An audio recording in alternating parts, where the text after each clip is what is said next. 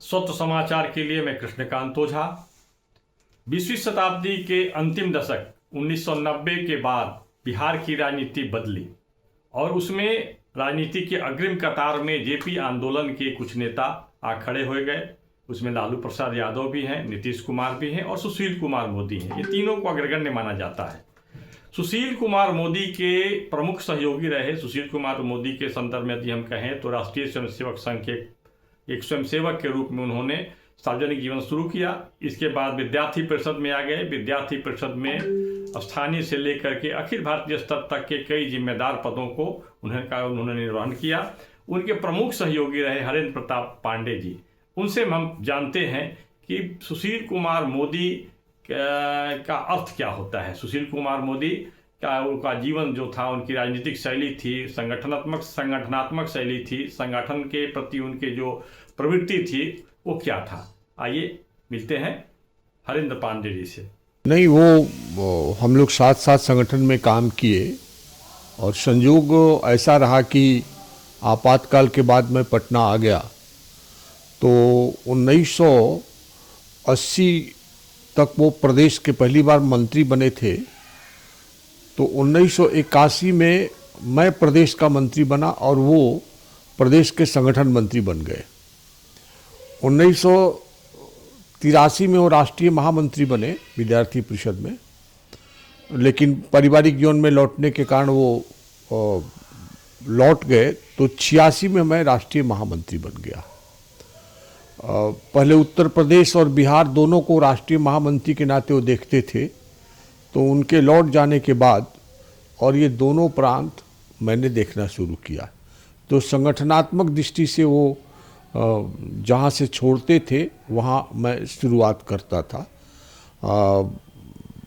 ये ठीक है कि राजनीतिक क्षेत्र में 1990 में उनकी प्रवेश के पूर्व और कुछ परिस्थितियाँ ऐसी बन गई थी जो पारिवारिक जीवन में लौट गए थे और अपने स्वावलंबन के लिए एक मोदी को कंप्यूटर इंस्टीट्यूट चलाते थे उसमें।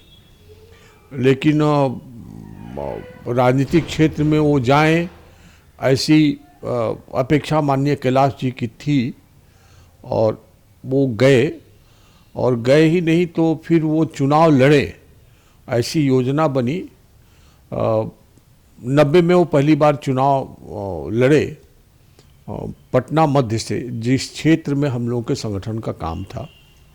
और ये मैं मानता हूँ कि एक नए प्रकार का राजनीतिक प्रयोग था बिहार ऐसे राज्य में, जहाँ टिकट देते समय उस एरिया का, उस क्षेत्र के अंदर कौन कौन जातियाँ हैं और उस जाति से कौन उम्मीदवार हो सकता है, ये विचार होता था। तो सुशील मोदी जी की तो कोई ऐसी जाति की संख्या तो उस विधानसभा में नहीं थी, लेकिन वो लड़े।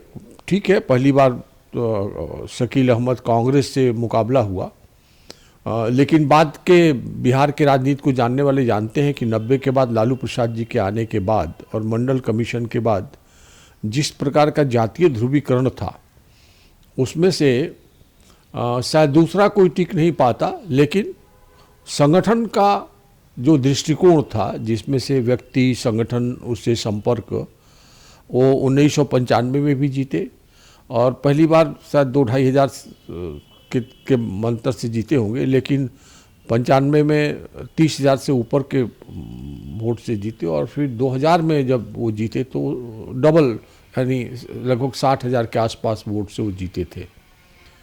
और 2004 में फिर वो लोकसभा में चले गए। अब चूँकि मैं विद्यार्थी परिषद में था और वो राजनीतिक क्षेत्र में 90 में आ गए, तो यहाँ आकर के फिर वो राजनीतिक क्षेत्र में उनका आगे दायित्व मिलता गया, वो काम करते गए और फिर बाद में सरकार बनी। सरकार में वित्त मंत्री के नाते और उन्होंने बिहार की वित्तीय व्यवस्था को सुधारने का काम किया। हम दोनों का व्यक्तिगत संबंध, संगठनात्मक संबंध भी था, व्यक्तिगत संबंध भी था।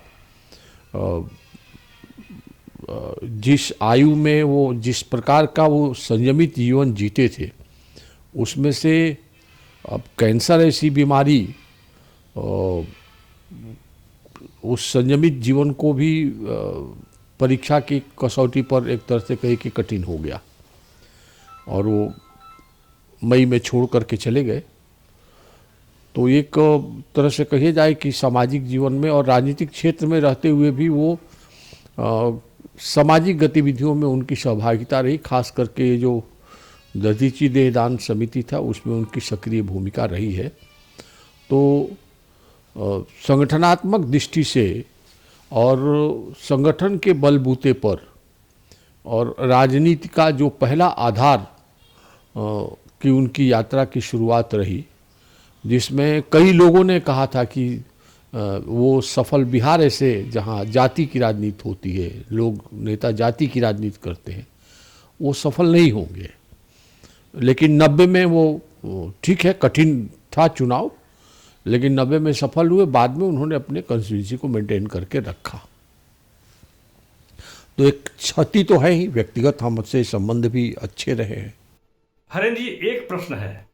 बहुत बार लोग कहते हैं कि राजनीति में एक प्रयोग हुआ था 90 के दशक में प्रारंभ में, मतलब 1990 में सुशील कुमार मोदी को चुनावी मैदान में उतारा गया था, जो विद्यार्थी परिषद के कार्यकर्ता थे। इस प्रयोग के बारे में आप क्या बताते हैं? नहीं, जिस प्रकार से बिहार की स्थिति हो गई थी 90 के बाद, खास करके लालू प्रसाद जी के आने के बाद, और उसमें से राजनीति करना, राजनीति के अगले शीर्ष पर रहना और उससे मुकाबला करना। विधानसभा में भी आप जानिए कि उनके साथ हाथापाई की घटनाएं घटी थी। विधायक बने थे तो भी अंजुमन इस्लामिया हाल के सामने उन पर अटैक भी हुआ था। तो एक जुझारू आदमी थे और सीखने की उनकी प्रेरणा थी।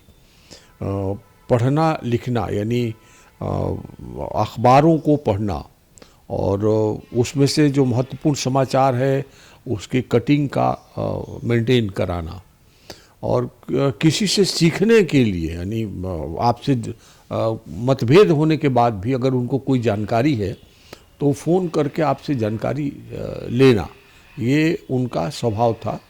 और जीवन भर वो एक तरह से कहिए कि जिस क्षेत्र में हो वो सीखते रहे और केवल राजनीति अपने व्यक्तिगत कारणों के नहीं, समाज का, राष्ट्रहित का, ये दृष्टिकोण उनका था। प्रवास जब वो करते थे राजनीतिक क्षेत्र में, संगठनात्मक दृष्टि से विद्यार्थी परिषद में तो बिहार में चूँकि 77 आंदोलन के बाद काम था, काफ़ी नया बैच था, तो हम सब लोग लगे हुए थे। राजनीतिक क्षेत्र में भी जब वो गए तो राजनीतिक क्षेत्र में अगर कहीं प्रवास करना है तो वहाँ का सामाजिक जीवन क्या है, वहाँ कौन कौन लोग हैं, ये वो सूची बनाते थे।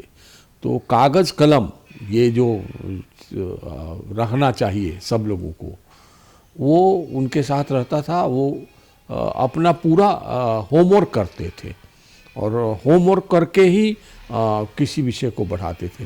राजनीतिक क्षेत्र में तो मैं 2001 में भेजा गया, तो संगठनात्मक तब तक वो नेता प्रतिपक्ष यहाँ थे, अध्यक्ष नंदकिशोर जी थे।